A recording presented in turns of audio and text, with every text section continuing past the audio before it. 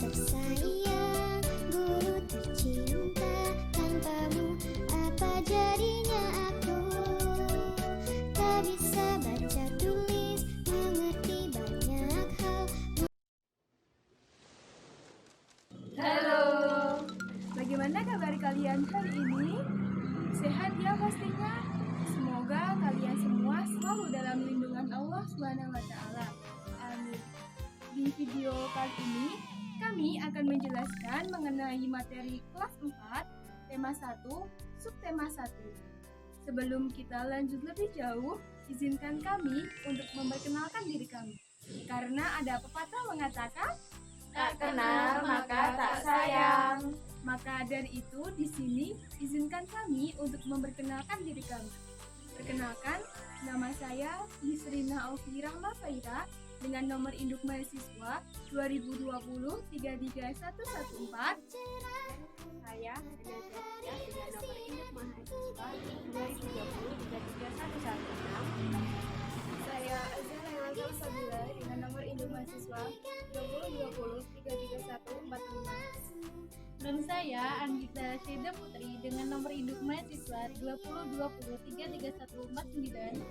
Saya Sufi Eka Ramasa Safira dengan nomor induk mahasiswa 2020-33115. Kami dari kelas PGSD 3C, Program Studi Pendidikan Guru Sekolah Dasar, Fakultas Keguruan dan Ilmu Pendidikan Universitas Muria Kudus. Simak video berikut ini ya. Baik, kita mulai saja ya materi hari ini. Di kelompok kakak ini, kami akan menjelaskan 5 hal yang akan kita pelajari hari ini. Yang pertama, pengertian bunyi. Yang kedua, media perabatan bunyi. Yang ketiga, hubungan antara bunyi dengan indera pendengaran. Yang keempat, pemantulan bunyi. Dan yang kelima, penerapan bunyi dalam kehidupan sehari-hari. Pertama, saya akan menjelaskan mengenai bunyi. Ada yang sudah tahu apa itu bunyi? Apa sih bunyi itu? Iya betul, bunyi merupakan energi atau sesuatu yang dapat kita dengar. Bunyi berasal dari benda yang bergetar. Tahukah adik-adik bahwa saat kita berbicara, kita itu menghasilkan bunyi loh. Nah, di dalam bunyi sendiri, kita mengenal istilah frekuensi. Ayo, siapa yang tahu apa itu frekuensi? Iya, betul. Frekuensi adalah banyaknya getaran dalam 1 detik. Satuan frekuensi adalah Hertz atau Hz. Tahukah adik-adik semua bahwa bunyi itu dibagi menjadi 3 jenis, yaitu bunyi ultrasonik, bunyi audiosonik, dan bunyi infrasonik. Ayo, siapa yang sudah tahu apa sih bunyi infrasonik itu? Betul, bunyi infrasonik adalah bunyi yang memiliki frekuensi kurang dari 20 Hz. Nah, manusia tidak bisa mendengarkan bunyi infrasonik kecuali hewan-hewan tertentu. Contohnya adalah jangkrik, anjing, dan gajah. Selanjutnya, ada bunyi audiosonik. Bunyi audiosonik adalah bunyi yang memiliki frekuensi 20 Hz sampai 20.000 Hz. Nah, manusia bisa mendengar bunyi ini dan hewan tertentu yang bisa mendengarkannya. Contohnya adalah anjing, jangkrik, lumba-lumba, dan kelelawar. Selanjutnya, ada bunyi ultrasonik. Apa sih bunyi ultrasonik itu? Ya betul. Bunyi ultrasonik adalah bunyi yang memiliki frekuensi di atas 20.000 Hz. Manusia tidak dapat mendengarkan bunyi ultrasonik ini loh teman-teman. Namun, manusia dapat memanfaatkan bunyi ini. Biasanya dipakai oleh para dokter, yaitu apa alat yang digunakan? Iya betul, para dokter Para dokter kandungan menggunakan USG atau ultrasonografi yang berfungsi untuk melihat kondisi janin.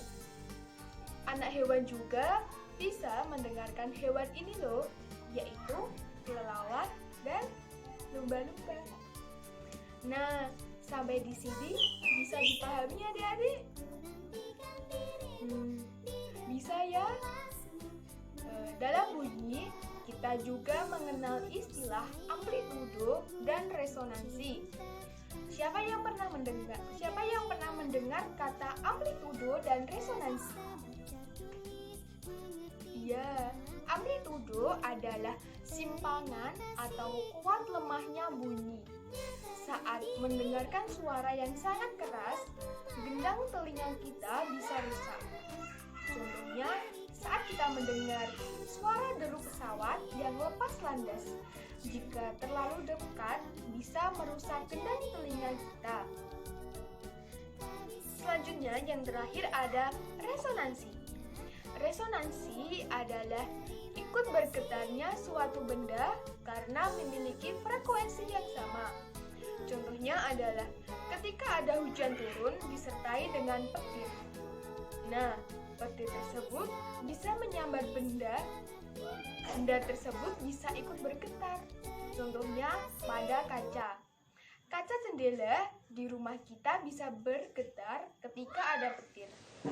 Nah, itu membuktikan bahwa ada kesamaan yang memiliki frekuensi yang sama. Selanjutnya, saya akan menjelaskan tentang media perambatan bunyi. Bunyi dan perambatan bunyi tidak bisa dilepaskan satu sama lain karena saling berkaitan. Dengan bunyi, manusia dapat mengenal suara, membedakan suara, mendengarkan lagu, dan banyak hal lainnya. Menurut Kamus Bahasa Indonesia, bunyi adalah sesuatu yang terdengar atau didengar atau ditangkap oleh telinga. Sedangkan perambatan bunyi adalah cara bunyi merambat melalui berbagai media. Adapun beberapa sifat bunyi antara lain membutuhkan media untuk merambat, dapat dipantulkan, dan dapat dibiaskan.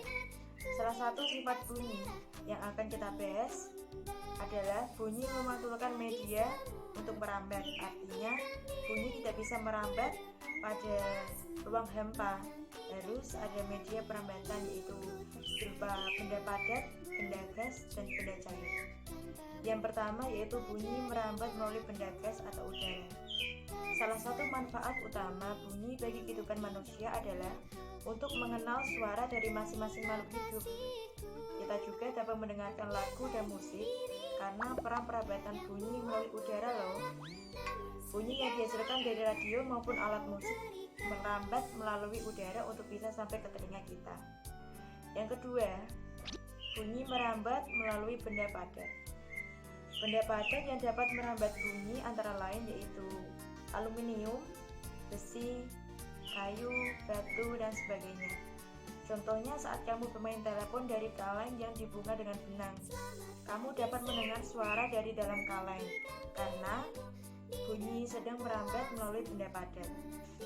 Penting untuk diketahui, bunyi lebih cepat merambat melalui benda padat daripada benda media yang lain. Ini terjadi karena benda padat memiliki partikel yang lebih rapat untuk merambatkan bunyi. Melalui benda padat pula, bunyi dapat menunjukkan sifatnya yaitu dapat dipantulkan. Selanjutnya yang ketiga, bunyi merambat melalui benda cair.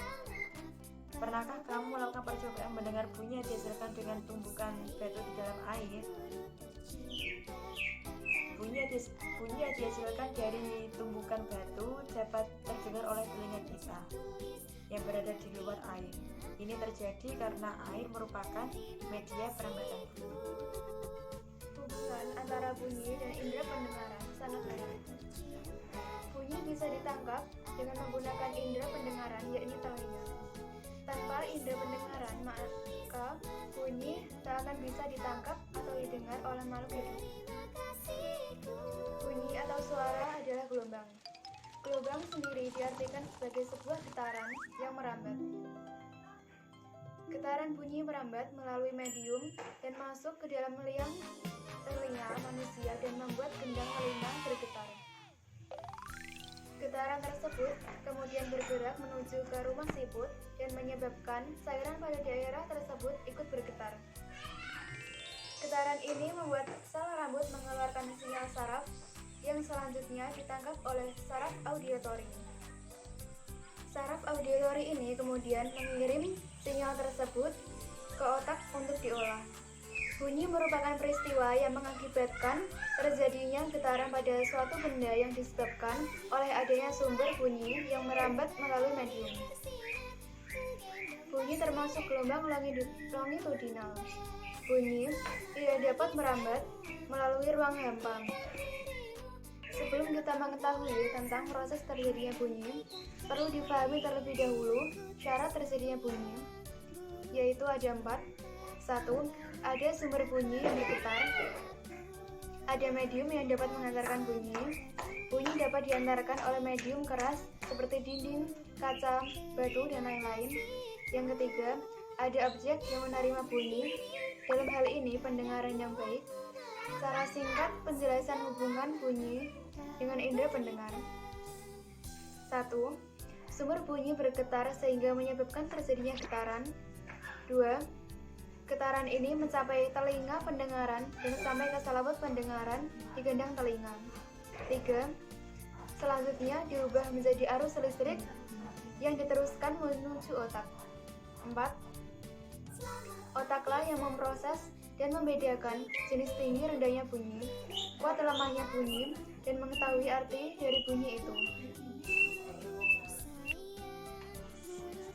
Materi selanjutnya adalah tentang pemantulan bunyi. Sebelumnya, adik-adik tahu tidak apa itu bunyi pantul?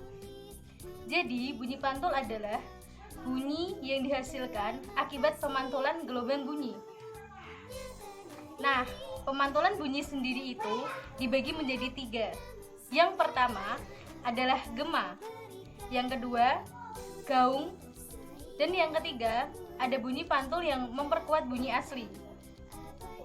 Sekarang kita belajar tentang macam-macam pemantulan bunyi, yaitu gema. Ada yang tahu tidak apa itu gema? Gema adalah bunyi pantul yang terdengar dengan jelas karena datangnya setelah bunyi asli selesai mengudara. Untuk mendengar gema, seseorang perlu menunggu beberapa saat setelah bunyi aslinya. Hal ini dikarenakan bunyi membutuhkan waktu untuk bergerak dari tempat sumber bunyi ke dinding pemantul dan dari dinding pemantul menuju ke tempat sumber bunyi kembali. Jadi, gema terjadi karena jarak antara sumber bunyi dan dinding pemantul relatif jauh. Contoh peristiwa seperti ini adalah ketika seseorang berteriak di tanah lapang yang ada tebingnya.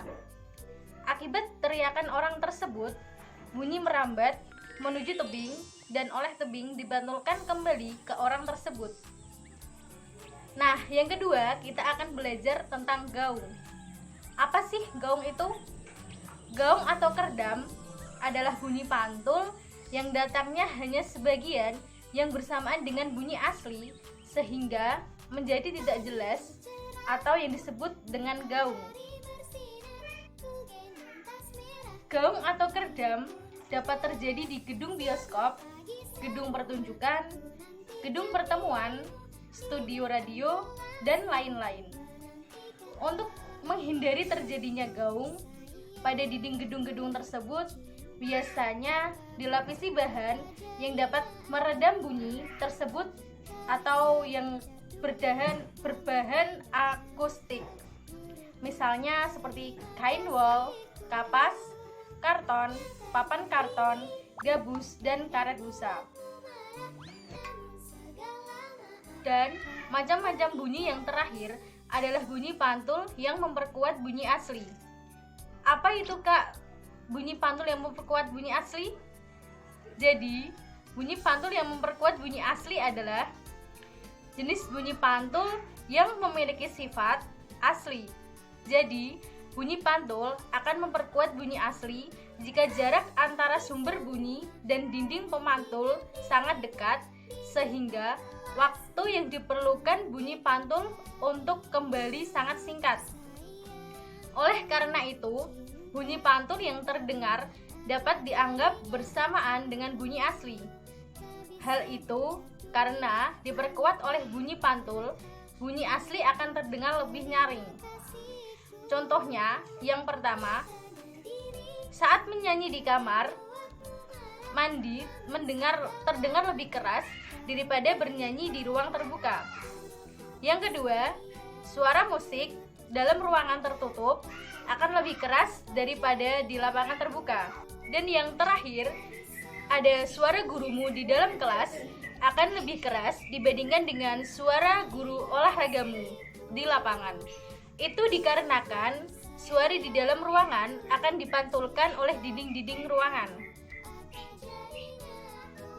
Sekarang kita akan membahas materi tentang penerapan sifat-sifat bunyi dalam kehidupan sehari-hari. Yang pertama, contoh penerapan bunyi melalui zat padat. Contohnya, 1. Suara yang terdengar saat kita memainkan telepon, kaleng, dan benang. Saat kita memainkan telepon, kaleng, dan benang tersebut, ada benang yang menghantarkan bunyi yang membuat kaleng dengan kalengnya satu lagi terdengar. Yang kedua, suara lagu yang dinyalakan di ponsel di atas meja bisa terdengar dari ujung meja ke meja berikutnya. Yang ketiga, dokter melihat kondisi pasien menggunakan stetoskop. Stetoskop tersebut merupakan zat padat yang bisa merasakan denyut jantung kita. Yang kedua, contoh penerapan bunyi melalui zat cair. Yang pertama, mendengarkan bunyi melalui corong yang ujungnya dimasukkan ke ember berisi air. Kemudian embernya dipukul menggunakan batu yang menghasilkan suara bunyi air tersebut. Yang kedua, suara air terdengar saat berenang. Saat kita bergerak di dalam air, kita akan menghasilkan bunyi tersebut. Yang ketiga, suara air terjun mengalir. Derasnya air terjun yang mengalir dapat menghasilkan bunyi tersebut. Yang ketiga, contoh penerapan bunyi melalui zat gas. Yang pertama, kita bisa mendengar suara teman yang memanggil kita karena kita mempunyai telinga yang menjadikan kita bisa mendengar suara teman yang memanggil. Yang kedua, bunyi lonceng yang dipukul terdengar di lingkungan sekitarnya. Kerasnya pukulan dari bunyi lonceng akan menghasilkan suara bunyi yang dapat terdengar.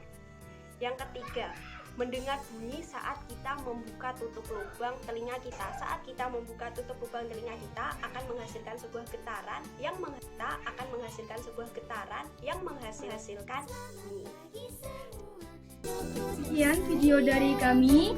Semoga video kami tadi bermanfaat untuk adik-adik semuanya. Tetap semangat dalam belajar dan tetap jaga kesehatan di tengah pandemi COVID-19 saat ini. Tetap patuhi 5M. Yang pertama, memakai masker, menggunakan hand sanitizer, menjaga jarak, Mencuci tangan dengan sabun. mengurangi mobilitas.